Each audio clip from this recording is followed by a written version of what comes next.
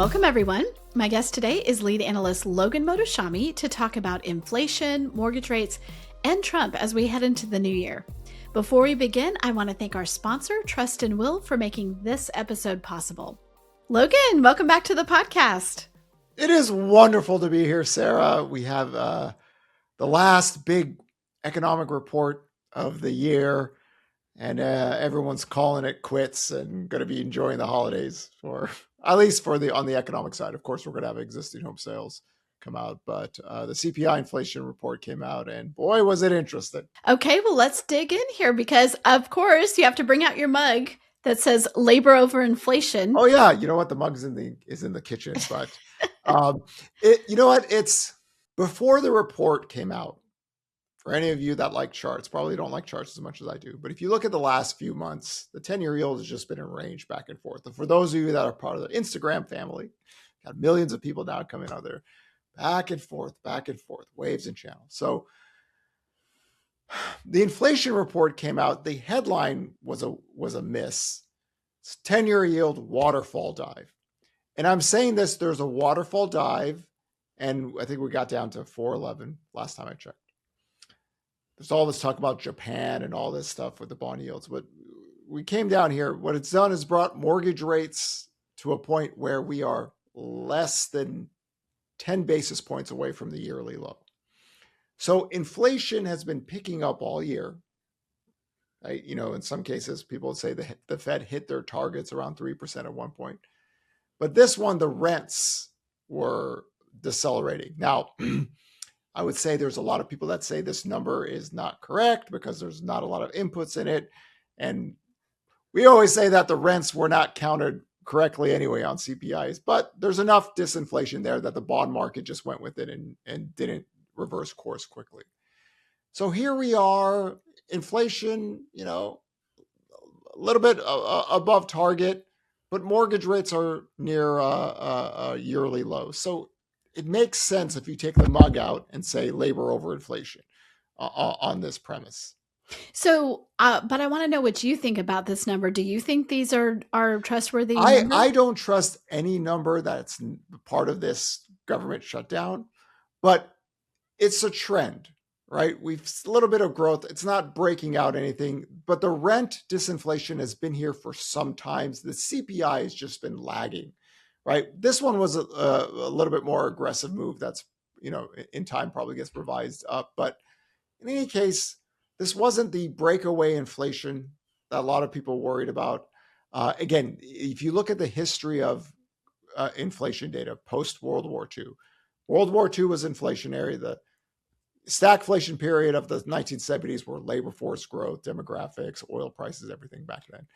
And then the global pandemic, very inflationary, and then the disinflation happens. And the reason I'm bringing this up is because the Federal Reserve has told people that we don't really think inflation is going to take off because of the one-time hit. When people say tariffs are a one-time hit on prices, then you can't really get it accelerate unless you have just like a booming economy, just things just take off. So it kind of looks right for 2025, which what people were looking for. And but again, the labor data getting softer starting at the early part of the year is the only reason really. That and mortgage spreads. You know what I need to do? I need to get like a bread and butter and just have a little a warm moist spread with butter on this. And the mortgage spreads really made a difference, and it's really the softer labor market. Because Fed policy wasn't really the big driver. And I say this is because the last few years it's always been an economic growth scare that drives yields lower. Okay, so let's talk about how the Fed is going to look at this inflation number. What does this do to mortgage rates? The Fed probably doesn't count this as anything. Why not? Because they're probably going to say that it's government data during a lockdown. I mean, if anybody looked at the report, there's like totally missing inputs out there.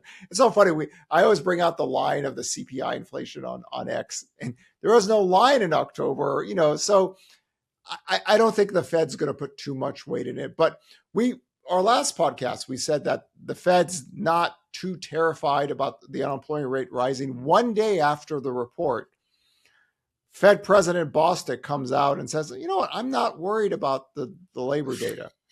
I'm more worried about inflation. Bostic is going to retire. Thank you all for your service. Any Fed member that wants to retire, we got two of them that are retiring.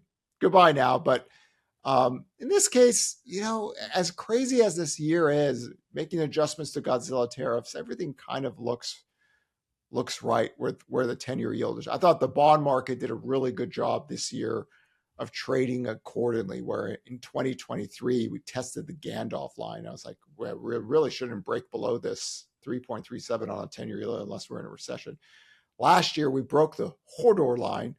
And, it's like, we really don't belong here below 380 unless there's a recession. So now the 10-year yield briefly broke under 4% for a few days, but it looks about right with having policy slightly above neutral. So when you look at where we are with mortgage rates, and we've been able to stay in this lower range for a little while, what do you think that means?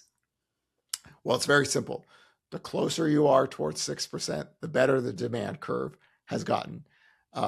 We go back to late 2022. The craziest housing, it's crazy to say this in general, but the craziest period in housing probably in the last 50 years was November of 2022 all the way to about, kind of February of 2023, because there's a lot happening out there. And this is why I always stress to people, any human being can write a forecast. If you speak English and you can write and you can read, anybody could say it X, but it's how you look at the data week to week or month to month. We're a week to week people. Well, I'm a day to day person anyway. But what happened in 2022 is mortgage rates headed down toward 5.99%. And what that did, we had 12 weeks of positive forward-looking, consistent positive. It gave us one of the biggest month-to-month sales prints in history. So that's number one. That worked. Last year, when mortgage rates got down towards 6%, it gave us a couple 100,000 more home sales. This year, we'll talk about the existing home sales preview a little bit later, but the same thing. Our forward-looking data gets better when mortgage rates just get below 6.64 to 6%. So the longer you stay here, it has been proven by data since 2022 that it is a positive. It is not a negative, but it is a positive. And we'll take every single week and work with the data and see if anything changes. But you've had 3 good test periods. I mean, like historical backdrops to work off of this. And our premise has always been, since the Peloponnesian War, after 1996, it is really hard for existing home sales to trend much lower than 4 million. There's a reason why I've consistently used that line in all my work at HousingWire. It's just we don't have any data on it. So you can break a little bit low, but existing home sales really haven't closed below 4 million in a while. We just have so many people working, right? There's so many dual household incomes and people buying homes that even with the second worst affordability time post World War II, that level still held, right? And if that level didn't hold, my whole late 2022, early 2023 thing goes out the door, and a lot of my stuff goes out the door. But it's the end of 2025 now. Okay, so how many weeks have we been below 6.64? 19 weeks now. It's been a positive curve for that. We've had double-digit year-over-year growth the entire time, but when I look at it, unlike earlier part of the year where it was choppy on the week to week, it wasn't bad actually earlier in the year. You're talking about purchase apps now, right? Just everything, okay. Pending home sales, everything. It wasn't bad at all. It was much better than the year before. The year 2024 was like when mortgage rates got to 7.5%. It was one of the weakest forward-looking curves, but it wasn't crashing either. It just wasn't growing much. You had a slight decline here. Once we got below there, it worked. So again, rates do matter, and you have evidence now, right? You have to connect the dots. Sarah Wheeler, what do we say? Connect the dots. Be the detective, not the troll, right? We have a lot of people trolling out there, but connecting the dots is something else. Okay, so when you look at that, so what I'm really asking is like, okay, we're at the end of the year. I would assume that for the next 2 weeks, we could say that mortgage rates should stay about where they are. I mean, we don't have any big things happening. I mean, we have this running joke. Can we get the lowest mortgage rates of the year for Christmas? We don't got a lot of times, but it's in play now, right? And again, this is the last few months. We've just been back and forth, 10-year yield mortgage rates in the lower end range not the upper end range, but lower end range, positive, lower for longer. This works, right? It's really hard to get mortgage rates under 5.75% with Fed policy being neutral or slightly above neutral. But can this work long enough? And so far it has. Again, not the market of 2024, right? 2024, we're already at 7% rates, right? People are like, what's going on here? Oh, the bond market's rejecting all this other stuff. Here we are, 10-year yields at 4.11. Mortgage rates are near. So saying, who do you want to listen to on this stuff? I know who we listen to. Okay, so let's talk about some events because they are in the news. It was widely reported by some outlets that last night President Trump was going to declare war on Venezuela. If you have that sort of event, that would do what? Nothing. And the reason the spreads wouldn't get worse. No, it hasn't. And the reason I say this is that all the geopolitical events that we saw with Israel and Iran and oil and everything, the 10-year yield didn't act like what people did. I mean, the bond yields ticked up just a few basis points after that. But I mean, again, a headline and action just doesn't have the same response that people were accustomed to. And this is why I always bring back the geopolitical stuff with Iran and Israel, that a lot of people thought of flight to safety and this, and it just didn't work out. And this has been like, we've had a lot of these in recent years. So this one, nothing has happened. Like if you didn't know that headline existed and you saw the bond market, you're like, nothing's going on really. And that's kind of what it is. I think there was a lot of people that thought, well, the 10-year yield is about to take off because of Japan's bond yields and longer. That didn't work out either on the 10-year yield side. So no real reaction. We've just been in a range for the last few months. And the only thing that we know that has been for a fact is that the unemployment rate has been rising during that period of time. Right, we went from 4.1% down up to 4.6%. So paper, rock, scissors, labor over inflation, rocks crushes the scissors, Sarah Wheeler. Remember we did that live one in Florida with you and I, and just bam. I don't think I did a good job. Did I lose? I can't remember. You lost while we were on air. It's okay. I know. Embarrassing. In any case, where we are with the 10-year yield and rates look about right. If you believe in the labor over inflation model, if you don't believe in it, if you believe that inflation was going to drive rates higher and all these things, and the spreads were going to get worse this year, then I understand it. It probably didn't work out what you thought. But if you take the labor data, I thought the bond market did a really good job this year trading around it, and here we are.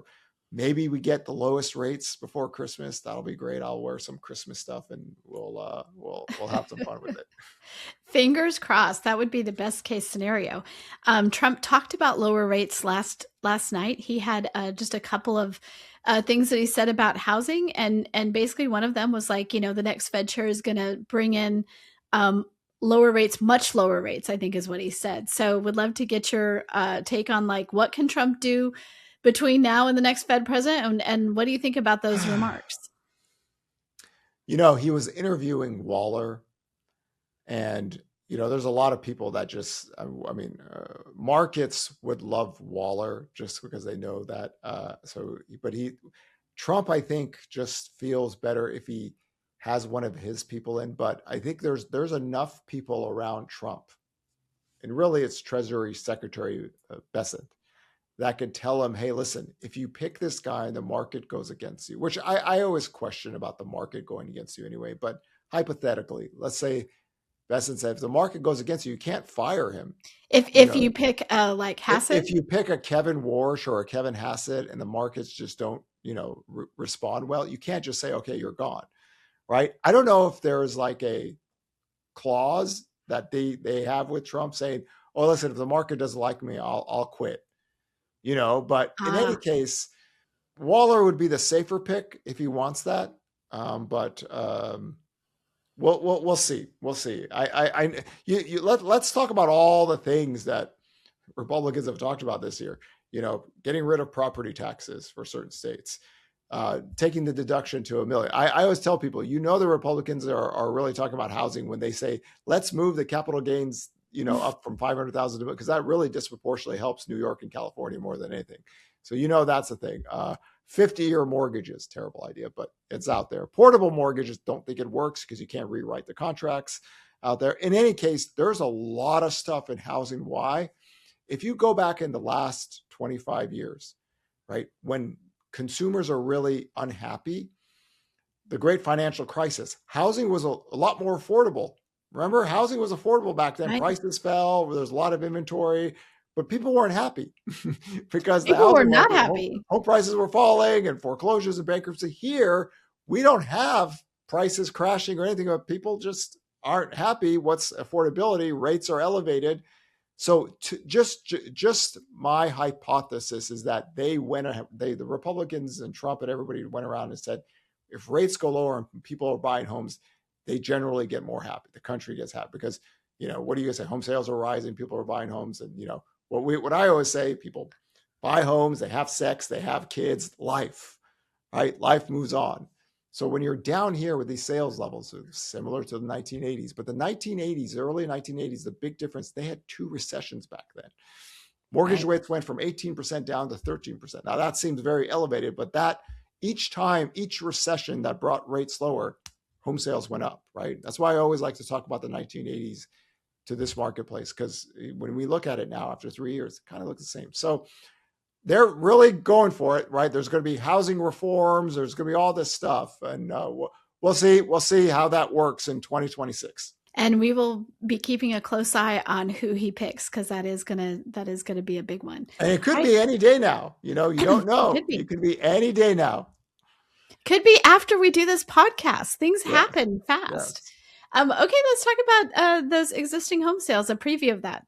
Yes. So by the time this report comes out, the existing home sale, or this podcast comes out, the existing home sales will come out maybe an hour and a half or 2 hours after that. So let's all go all the way back to the early part of 2025. Because the forward-looking data was acting better with elevated rates, and we've talked about this all year long, we said that in the months of June to October, with the data that comes out in July and November, the existing home sales should be positive year over year, just based off the comps. Now we are in December. So this is a November report. The comps are more difficult. We quite haven't had that 12 weeks of positive weekly data yet. So I would be surprised if we have year over year growth in the month of November. But even with slightly elevated rates all the way back then, if you just kind of model things out, and that's what happened for this year. And the longer we stay near 6%, especially going to the first few months of the year, the better it is for housing. But you're going to have harder comps out there for November and December. And purchase application data is still surprising me that, we had another double digit year over year. I was not expecting double digit year over year gains in purchase apps with harder comps, but we got another one at 13%. And soon those comps are all the comps are going to be gone, really easy comps for 2026. So if we get double digit year over year growth next year, then the total net volume of the MBA apps start to pick up. And if you go look at mortgage purchase application data going all the way back to the 1990s and existing home sales, the volume curve and sales curve typically work together very well. So we'll cross that bridge next year when we start, doing the tracker in the first few weeks of January and then February. But again, the low point was I think 3.9 million of existing home sales. If you get 4 million home sales in the report, you showed growth. If you get 4.1 million, that's 200,000 higher. If you get 4.2, that's 300,000. That kind of looks like what we've had before when rates get near 6%. So we'll see what the final number is, but we're toward that end of the year where the seasonal inventory starts to decline and we start getting ready for spring of 2026. Okay, well, I know that a lot of people are taking off, but you're going to be on all through the holidays. We're going to be having, I think we don't have a podcast on Christmas Day itself, although I'm not sure. I think we're working on something, but we're going to be providing updates all the way through the holidays. So everybody stay tuned. And of course, sign up for our Housing Economics Summit on February 10th so you can see Logan in person. How many people do we have? We had a lot of speakers now. You We do know, have a lot of a lot of speakers. speakers Yeah. now. That's good. I always, whenever you could get all the nerds into one day, that's like heaven for me because usually we're all spread out around the country. We don't get to see each other much, but whenever you could put them all into one event, It's going to be big. ooh, goodness. Plus, this is the first time you and Barry Habib will be on stage together, and we're going to have a live Q&A with you two, trying to figure out like where you guys agree, where you don't, where you see things going. People can ask you both. It's going to be really fun. Yeah, the last time we did that, Mike Simonson's going to be there, and Odetta Cushy is going to be there from first. We did that live Q&A on Yep. stage once before too. So those are good. Just again, I always tell people, economics doesn't sleep. You need to follow people that work on live data daily and weekly and provide it to you so they could all make sense, right? Everything has to connect the dots, be the detective, right? And then, because things change. If rates, for some reason, if rates go a lot lower and the demand picks up, you don't want to wait 3, 4, 5 months to go, oh, what happened? Remember in 2023, that our big podcast that we did that year said, the forward-looking data got better. People chose to ignore it like they typically do. And then 6 months later, they're like, what happened?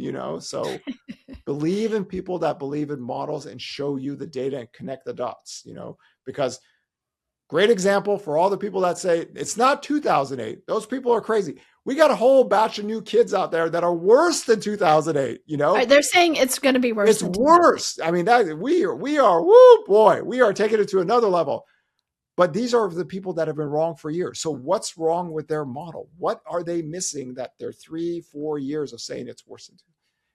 They're not data people. They're entertainers. As long as everyone looks at them as entertainers, everything makes sense.